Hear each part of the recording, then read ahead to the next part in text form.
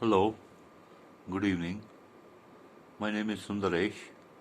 I am a lecturer in English from Bangalore. Today, I would like to explain the poem Life by Henry Van Dyke, the famous American poet, which is prescribed for the 10th standard of the state of Tamil Nadu. So, the poem Life, it's a beautiful, inspirational poem depicting the poet's determination to live a purposeful, positive, and fruitful life. So, Henry Van Dyke was an American author, educator, diplomat, and clergyman. Okay, so uh, let's read the poem. So, Life by Henry Van Dyke. The poem consists of two stanzas, and the first stanza has 9 lines, and the second stanza has 6 lines. So, we'll read the first stanza first. The poet says, "Let me but live my life from year to year with forward face and unreluctant soul." So he wants to spend his life, he wants to live his life from year to year with forward face. Forward face means he always wants to look forward to the future. He doesn't want to worry about the past. He doesn't want to have unnecessarily waste his energies on thinking about what might have been. He wants to live life with a forward face. He wants to look to the future to see what life brings. And he wants to have an unreluctant soul. Unreluctant means he doesn't want to be reluctant. He doesn't want to hesitate. If life throws any problem at him, if life offers him any difficulty, he wants to face that situation. It may be a difficulty or it may be a happy situation. He wants to face those situations, okay, with a certain degree of, without any hesitation, not hurrying to, not turning from the goal. So he doesn't want to unnecessarily spend his energy on reaching a goal, neither does he want to turn away from the goal. He would like to have an aim in life, and he doesn't want to hurry towards his aim, nor does he want to turn away from the aim. Uh, and he continues, not mourning for the things that disappear in the dim past, nor holding back in fear from what the future wails. So, our life is made up of 3 times. The first is the past, the second is the present, and the third is the future. So, these are the 3 times our life is made up of: the past, the present, and the future. He wants to live in the present. Whatever has happened in the past, it may be a very happy thing or it may be a very melancholy or sad thing that has happened to him. He may have lost someone dear. He doesn't want to mourn, he doesn't want to cry over, okay, the things that have disappeared in the dim past. After all, we don't know. We can't remember the whole past. It's very dim, it's very unclear, it's very vague, okay?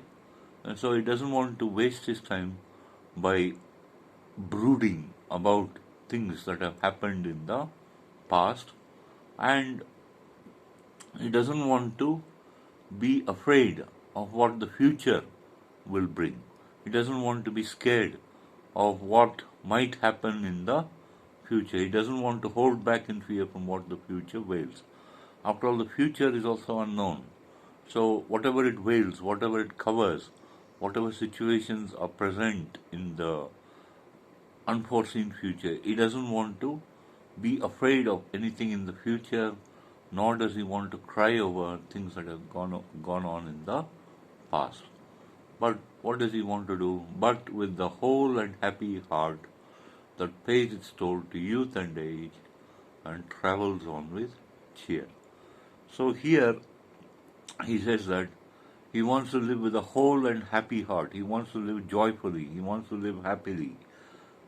He doesn't want to be sad.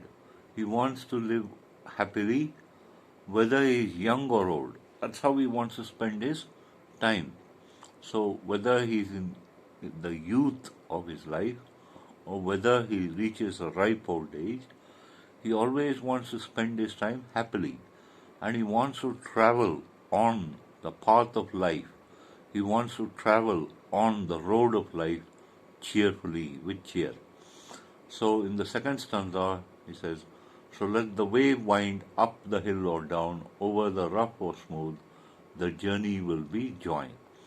So he doesn't know what will happen in the future. Let the path of his life, let the road of his life, let the way of his life go up. Means let it be difficult, let it be up, let it be an uphill task, or it may be a downhill task, it may be an easy task. Whether the way wind up the hill or down, whether the life is easy or difficult, over rough and smooth. His life may be full of difficult situation, may be rough, or it may be smooth sailing all the way. The journey will be joy. So this is the decision that he comes to. Whether it's happy or sad, whether it's difficult or easy, he wants to make the journey of his life full of joy. Still seeking what I sought when but a boy, new friendship, high adventure, and a crown. My heart will keep the courage of the quest and hope the road's last turn will be the best. So he says that when he was a boy, he sought three things in particular. One was he sought new friends. He wants to inquire about others. He doesn't want to live a lonely life. He wants to worry. He wants to inquire after the well-being of others. If they are sad, he wants to comfort them. If they are happy, he wants to share in their joy. He wants to seek new friendship, and he wants to seek high adventure. He wants to seek many exciting incidents in his life. And he wants to win a crown, he wants to win a reward, he wants to win a prize. So these are the things he wants in life, and he says that his heart will keep the courage of the quest, the search for these three things. The search for these three things, he will keep them alive. He'll look for these three things, that is new friendship, high adventure and rewards throughout his life. And he hopes that as he approaches the end of his life, the road's last turn will be the best. So he hopes that the end of his life will be the best point of his life. So his ending will be full of joy. So this is the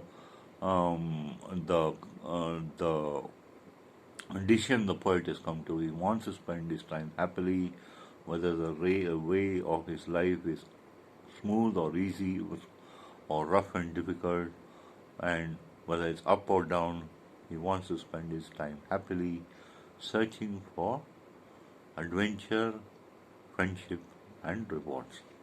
Thank you.